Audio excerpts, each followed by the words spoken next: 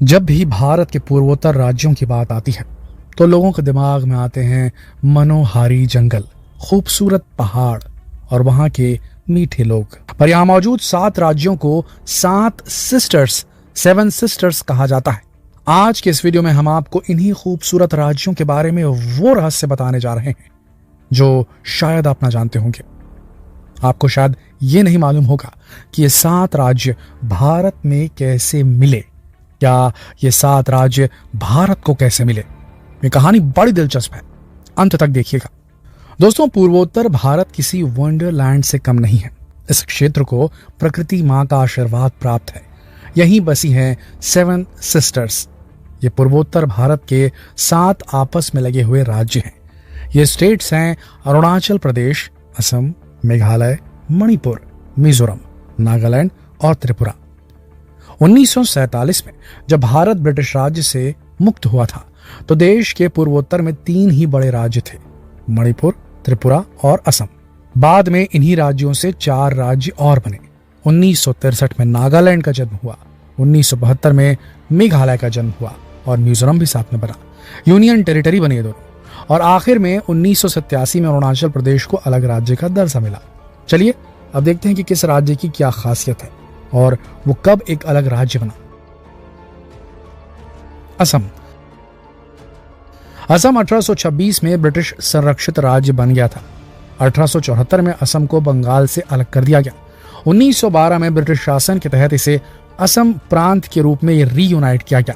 उस समय ग्रेटर असम में मेघालय, नागालैंड और मिजोरम शामिल थे।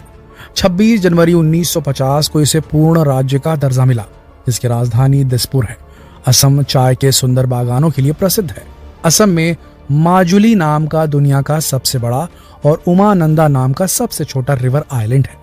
रूस, संयुक्त राज्य अमेरिका, ऑस्ट्रेलिया, ईरान समेत कई देशों में असम की चाय की काफी अच्छी डिमांड है। भारत के पूर्वोत्तर राज्यों में सूरज बहुत पहले उगता है। ऐसे में असम के चाय बागान के कर्मचारियों के लिए अलग टाइम जोन भी बनाया गया है, जिसे चाय बागान टाइम कहा जाता है। यह भारतीय मानक समय IST से, इंडियन स्टैंडर्ड टाइम से 1 घंटा पहले चलता है। इसके अलावा असम में डिगबोई, दुनिया की सबसे पुरानी ऑपरेटिंग रिफाइनरी भी मौजूद है। ये रिफाइनरी 1901 से चल रही है। डिगबोई असम के तिनसुकिया जिले का एक शहर, जहां अंग्रेजों ने पहली बार जंगल से लौट रहे हाथियों के पैरों पर तेल देखा था। उन्होंने वहां के मजदूरों को जमीन खोदने के लिए कहा और वे डिग बॉय डिग का नारा लगाते रहे। इस वजह से इस जगह का नाम डिग बॉय पड़ा। आगे बढ़ते हैं। अरुणाचल प्रदेश पूर्वोत्तर भारत का सबसे बड़ा राज्य है और ये 26 प्रमुख ट्राइब्स और 100 सब ट्राइब्स का घर है। राज्य का लगभग 61% भाग वनों से ढका हुआ है। देश की आजादी के समय ये एक स्वतंत्र राज्य नहीं था। इसे नॉर्थ ईस्ट फ्रंटियर एजेंसी के नाम से जाना जाता था। 1972 में ये केंद्र शासित प्रदेश बना दिया गया और 1987 में यह भारत का एक स्वतंत्र राज्य बन गया। इसकी राजधानी ईटानगर है। ये जगह अपने सुंदर पहाड़, झरने और नदियों के लिए जानी जाती है। अरुणाचल प्रदेश में तवांग, छठे दलाई लामा त्सांग्यांग ग्यात्सो का जन्म स्थान है। अरुणाचल प्रदेश को उगते सूरज का राज्य भी कहा जाता है, क्योंकि हमारे देश में सूरज सबसे पहले यहीं उदय होता है, यानी कि सुबह 4:30 पर। यह राज्य असम और नागालैंड के बॉर्डर को छूता है और इसके इंटरनेशनल बॉर्डर भूटान, तिब्बत, चीन और म्यांमार से मिलते हैं। इसे भारत का फिनलैंड भी कहा जाता है, क्योंकि सर्दियों में यहाँ चारों तरफ बर्फ जम जाती है। ये जगह जितनी खूबसूरत है उतनी ही विवादित भी है। चीन हमेशा यहाँ अपनी गंदी नजरें जमाए रहता है और इसे अपना हिस्सा बताता है। मेघालय, इसका तो नाम ही मेघालय है, यानी कि बादलों का घर, और ये सही भी है क्योंकि ये जगह किसी खूबसूरत पेंटिंग की तरह नजर आती है। इसकी राजधानी शिलोंग है। मेघालय में 70% जंगल ही है। यहाँ हर साल 11,000 मिलीमीटर बारिश होती है। ये जगह अपने लिविंग रूट ब्रिजेस की वजह से भी काफी फेमस है। रबर के पेड़ों की जड़ें मजबूत लचीली होती हैं, जिन्हें बांस की मदद से नदियों और नालों के पार ले जाया जाता है, जिससे इन पुलों का निर्माण होता है। इस राज्य में ही मॉलिनोंग गांव भी है, जिसे गॉड्स ओन गार्डन कहा जाता है। इसे एशिया के सबसे क्लीन विलेजेस होने का गौरव प्राप्त है। मेघालय में 500 से ज्यादा काफी लंबी और गहरी लाइमस्टोन और सैंडस्टोन की गुफाएं हैं। मेघालय की सबसे खास बात यह है कि यहाँ परिवार का मुखिया कोई पुरुष नहीं बल्कि महिलाएं होती हैं। लड़कियों को ही माँ बाप की सारी पूंजी दी जाती है और लड़कियां ही पूरे परिवार की जिम्मेदारी उठाती है। मेघालय पहले असम का हिस्सा हुआ करता था, बाद में असम के 2 जिलों संयुक्त खासी हिल्स और जैंतिया हिल्स को अलग कर 21 जनवरी 1972 एक अलग राज्य बना दिया गया। आगे बढ़ते हैं। मणिपुर। दोस्तों, अंग्रेजों के शासन में मणिपुर एक रियासत हुआ करती थी। 1947 में मणिपुर के महाराजा को कार्यकारी प्रमुख बनाते हुए यहाँ एक लोकतांत्रिक सरकार का गठन किया गया। 1949 में मणिपुर का भारत में विलय हो गया और 21 जनवरी 1972 को इसे पूर्ण राज्य का दर्जा मिल गया। मणिपुर देश का एक बहुत ही खूबसूरत अंग है। इसकी राजधानी इम्फाल है। यहाँ जाने के लिए आपको सबसे पहले एक इनर लाइन परमिट निकलवाना पड़ता है जो मणिपुर सरकार देती है।